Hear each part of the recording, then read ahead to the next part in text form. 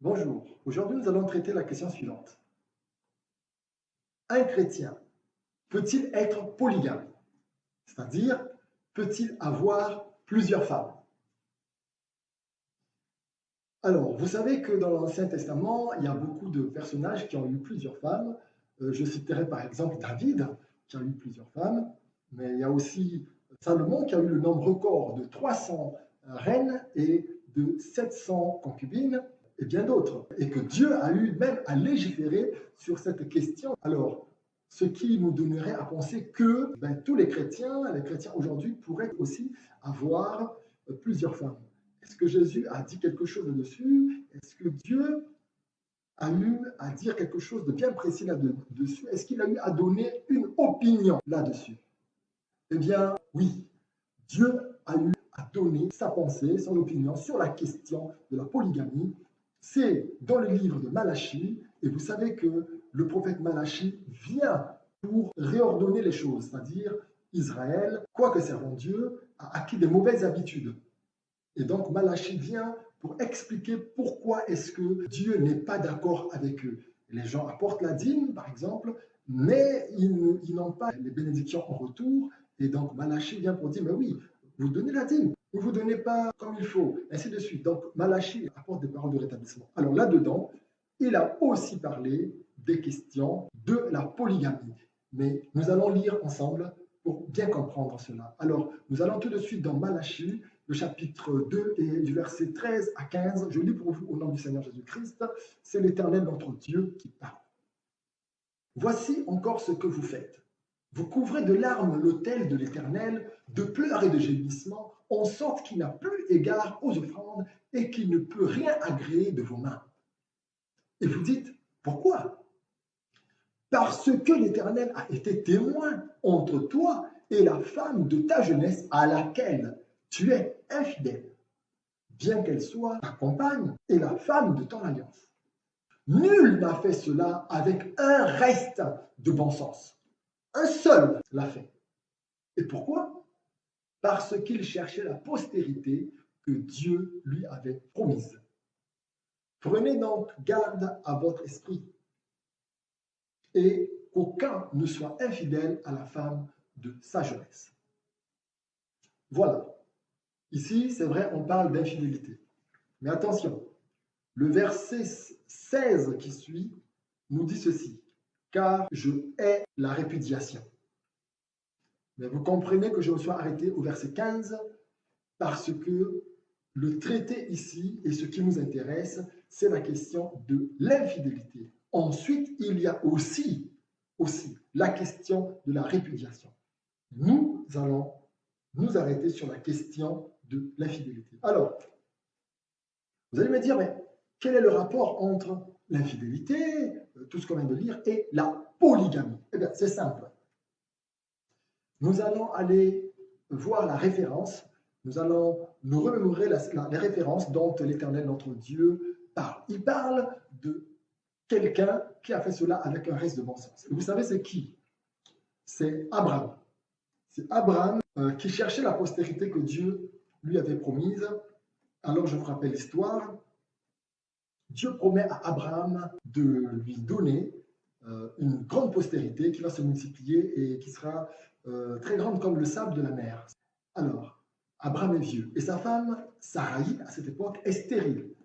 Et comme la promesse tarde à venir, eh bien, Sarai dit à son mari Abraham d'aller vers Agar, sa servante, donc la servante de Sarai qui s'appelait Agar, pour que s'accomplisse la bénédiction que Dieu lui a promise. Abraham accepte et va vers Agar, et Agar tombe enceinte et a un enfant. Mais plus tard, Dieu revient et dit à Abraham qu'Abraham, qui va accomplir sa bénédiction, et Abraham est étonné, Abraham rit, et se dit, il s'agit certainement de son fils qu'il a eu avec Agar, Ismaël, et Dieu dit non, ta femme sera enceinte et te donnera un enfant, et sa femme c'est Sarai, et Dieu la renomme du nom de Sarah, et en effet, Sarah à ce moment tombe enceinte à un enfant, cet enfant c'est Isaac. Donc, Dieu n'a pas aimé le fait que Abraham quoique sous l'autorisation de sa femme, soit allé vers Agar, la servante de Sarah. Dieu n'a pas aimé ça. Pourtant, Abraham les a eues donc toutes les deux pour femmes, et avec autorisation de sa première femme, de la femme avec qui Abraham était en alliance. Mais Dieu n'a pas aimé. Dieu a considéré que c'est une erreur. Et c'est là le seul cas dans toute la Bible d'un polygame, de quelqu'un qui a eu deux femmes, vraiment par erreur, avec un reste de bon sens. Pour tout le reste, Dieu nous explique qu'ils l'ont fait sans bon sens. Et donc, tous les grands patriarches qui l'ont fait, en tout cas de ce côté-là, ils n'ont pas eu un bon sens. En tout cas, d'après ce que nous venons de lire. Vous voyez bien qu'on parle ici d'infidélité, mais l'exemple que Dieu nous donne est celui de quelqu'un qui est devenu polygame. Alors, Abraham ayant eu ces deux femmes, Dieu s'arrête sur la question de l'infidélité. Il n'entre même pas dans la deuxième alliance. Il n'entre même pas, il s'arrête à l'alliance avec Sarah.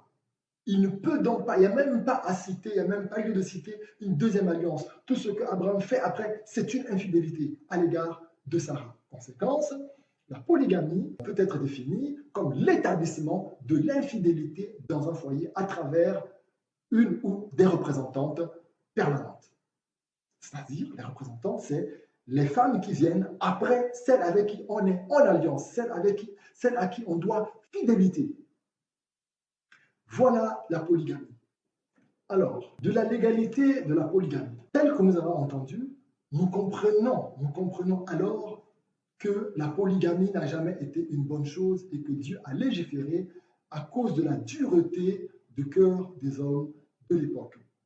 D'ailleurs, Dieu lui-même nous explique que ceux qui ont eu une femme et qui sont allés vers d'autres femmes n'ont pas eu de bon sens. C'est Dieu qui le dit. Alors, on peut me dire, oui, mais on peut s'être entendu, parce qu'on est infidèle à l'égard de sa femme. Donc, on pourrait s'entendre avec sa femme et que la femme autorise son mari d'avoir une deuxième femme. Bienvenue dans le Seigneur. Si quelqu'un vous demande de le tuer et que vous le tuez sous son autorisation, serez-vous pour autant innocent? Pas du tout. Vous aurez néanmoins commis un crime. De même que si votre épouse vous permet de prendre une deuxième femme et que vous le faites, vous serez néanmoins devant Dieu coupable d'infidélité. Par ailleurs, si vous épousez une deuxième femme, comment ferez-vous pour aller vers elle? Puisque au jour même où vous la connaîtrez sexuellement, vous viendrez là de consommer l'infidélité devant Dieu. Donc, ce n'est pas possible. L'alliance du mariage est une alliance fermée. Je vous rappelle en passant que le Seigneur Jésus-Christ, en traitant des questions de mariage, bien entendu, en parlant de la question du divorce, se réfère aux origines. Il dit au commencement, il n'en était pas ainsi. Donc, Jésus-Christ se réfère au commencement pour traiter les questions de mariage. Alors, qu'avait-il au commencement? En effet, au commencement, il y avait Adam et sa femme Ève. Adam n'avait aucune autre chance d'avoir une deuxième femme, une troisième ou une quatrième. Il aurait répudié sa femme qu'il serait resté sans femme. Donc, prenant la référence du Seigneur Jésus-Christ, la polygamie, une fois de plus, n'est pas possible.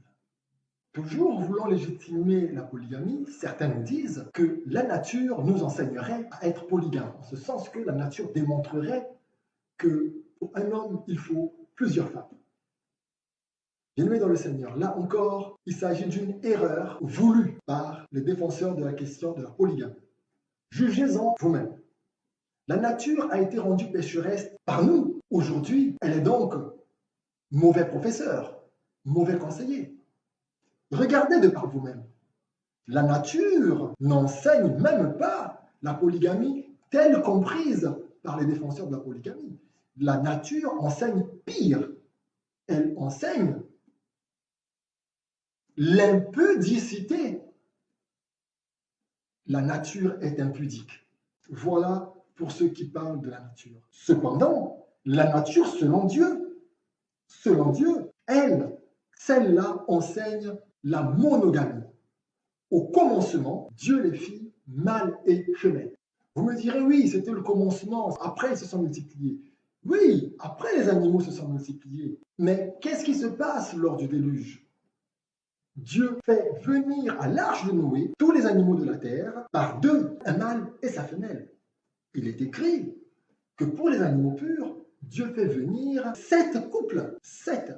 Il aurait pu prendre 2 mâles, 5 femelles, ou peut-être 3 mâles et 4 femelles. Non, c'est pas ce que Dieu fait. Dieu prône la monogamie. Il faut beaucoup d'animaux purs.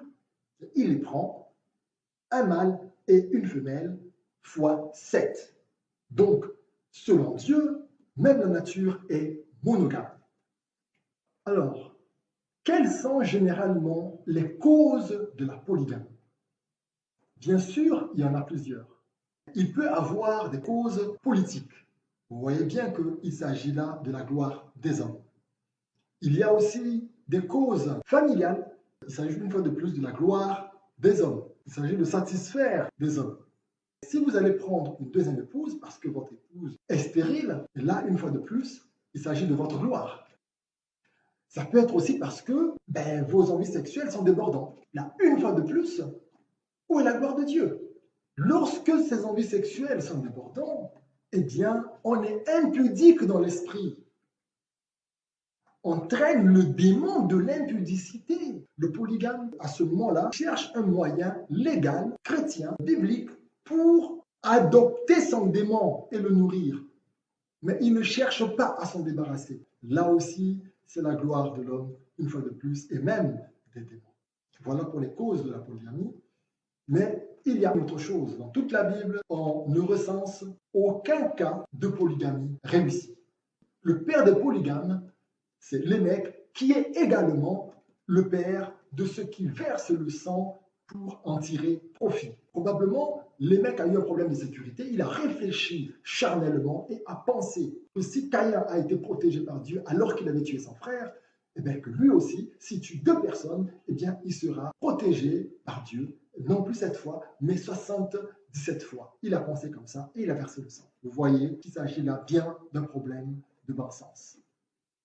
Les conséquences de la polygamie. D'abord, d'après ce que nous venons de lire, d'après le texte initial que nous avons lu dans Malachie, le chapitre 2 du verset 13 à 15, le verset 13 nous dit ceci. Voici encore ce que vous faites. Vous couvrez de larmes l'autel de l'Éternel, de pleurs et de gémissements, en sorte qu'il n'a plus égard aux offrandes et qu'il ne peut rien agréer de vos mains. Verset 14. Et vous dites pourquoi? Parce que l'Éternel a été témoin entre toi et la femme de ta jeunesse, à laquelle tu es infidèle, bien qu'elle soit ta compagne et la femme de ton alliance. Alors ici, Dieu est en train de nous expliquer, de nous faire comprendre que Dieu est témoin d'une alliance que vous avez initialement eue avec une femme devant Dieu. Dès lors qu'il constate l'infidélité, Dieu n'écoute plus. Il nous fait constater que le polygame prie, pleure, jeûne, gémit pour des problèmes tierces, mais Dieu ne l'écoute pas. Pourquoi Dieu ne l'écoute pas? Mais parce que Dieu est témoin de l'alliance qu'il y a eu entre lui et sa femme. Il est témoin de ça. Et il est témoin qu'il est infidèle. Et c'est même établi chez lui, il y a une pancarte infidèle. Il y a des représentantes de l'infidélité là-bas. Parfois même qu'on a amené dans l'église. L'Éternel, notre Dieu, est riche en fidélité. Il est fidèle. Donc, lorsque nous nous engageons au mariage, nous nous engageons à la fidélité. Cet homme qui doit fidélité à sa femme est infidèle et va demander à fidèle de lui être fidèle alors qu'il a rejeté fidèle. Vous voyez, la réaction de Dieu se comprend de cette façon. Il est, lui, fidèle. Et le polygame a rejeté Dieu. Et paradoxalement, il demande à Dieu de l'écouter, de lui être fidèle. Ce n'est pas possible. Donc, la polygamie, entendant par là l'état d'infidélité dans le foyer, ne permet pas d'être entendu, d'être écouté par Dieu. On va dire ceci, ça affaiblit considérablement notre audience envers Dieu. Voici la conséquence de l'infidélité, donc de la polygamie. En conclusion, bien-aimés dans le Seigneur, il coule de source qu'un chrétien ne peut pas être polygame. Dieu n'aime pas ça. Combien un chrétien irait épouser une deuxième femme? quoique même avec l'autorisation de sa première femme, il ne pourrait jamais connaître cette femme-là, cette deuxième femme, parce qu'au jour même qu'il la connaîtrait, ça serait là la consommation de l'infidélité. Après qu'il appelle cette deuxième femme épouse, n'importe, c'est une infidélité établie au sein de la maison. La polygamie, nous avons donc dit tout à l'heure, d'après ce que nous avons lu dans Malachie, chapitre 2, du verset 13 au verset 15, où Dieu exprime sa pensée, eh bien, la polygamie se présente comme étant l'établissement de l'infidélité dans un foyer à travers une ou des représentantes permanentes. Attendu que l'alliance est faite avec la femme qu'on a aimée, la femme qu'on a voulu, la femme de son alliance, et que celles qui viennent après sont représentantes de l'infidélité au sein du foyer, non pas d'après moi, d'après ce que Dieu nous explique dans le livre de Malachie, en nous donnant la référence d'Abraham. Un chrétien ne peut donc pas être polygame. Bien-aimés dans le Seigneur, soyez bénis. J'espère que cette vidéo vous aura rendu de grands services. À nous revoir très bientôt pour une nouvelle vidéo. Au revoir.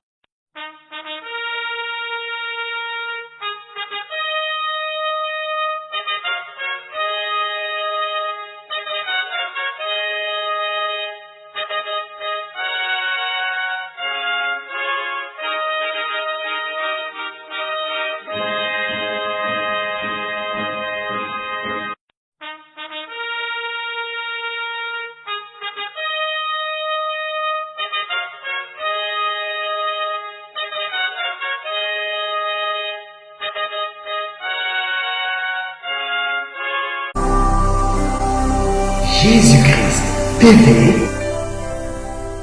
vous connaîtrez la vérité et la vérité vous affranchira.